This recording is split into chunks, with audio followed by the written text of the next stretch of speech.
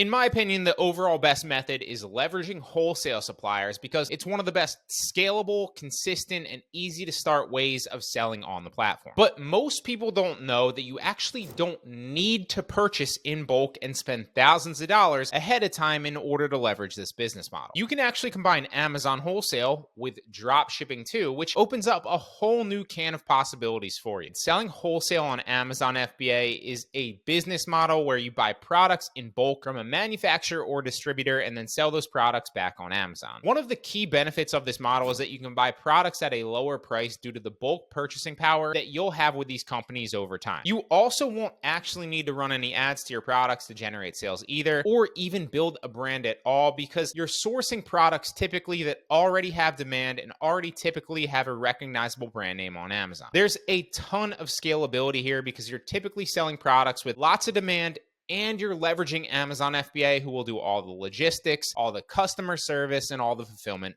for you. One of the main drawbacks of this, however, is that you'll be competing with other sellers who are also selling the same products, usually from similar, if not the same exact distributors, so their cost of goods can be the same as yours. And one of the main issues that I faced when learning this business model was understanding how to properly test listings before jumping full into them. There can be a lot more risk on product listings like this because you typically need to buy a lot more inventory in bulk for them, which means if you miscalculate your competition or the product opportunity on that listing, it can be a costly error and a costly learning experience. Like we just covered, many manufacturers require a minimum order quantity, which means you have to invest a large amount of money upfront to get into each listing, which is not the case when doing wholesale dropshipping. Wholesale dropshipping is more similar to wholesale FBA than most people realize too, but it does come with a lot less risk. And despite what most people think, it is actually within the terms of service on Amazon. So you're not breaking any rules when doing this. You are allowed to drop ship on Amazon if it's from wholesale suppliers where you are the seller of record on the invoice. When wholesale drop shipping, you take the same exact approach that you would take when buying wholesale products in bulk. You set up accounts with wholesale companies and then you scan their product lists to see if their products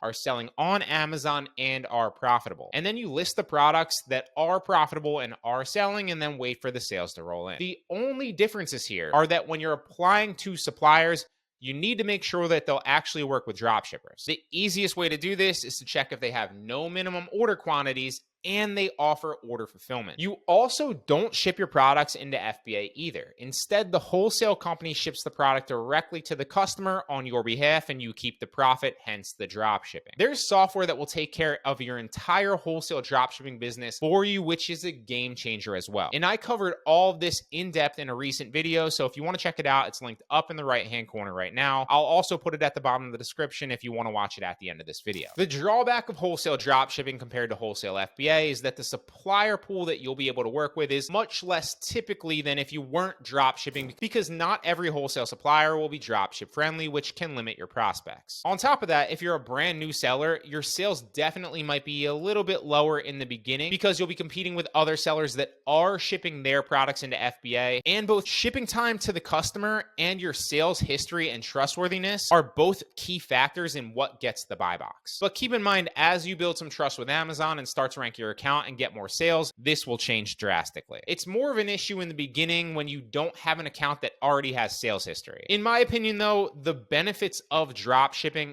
far outweigh the drawbacks with this. You don't need to spend thousands of dollars on inventory before ever getting a sale. You also don't need to inspect the products yourself and then ship them into FBA either, because your supplier will handle all the shipping for you. There's software out there as well that, like we covered, will run about 95% plus of your business for you once you get the listings up and running in Seller Central. And you only need to spend money after the sales occur on Amazon and after you're guaranteed the profit.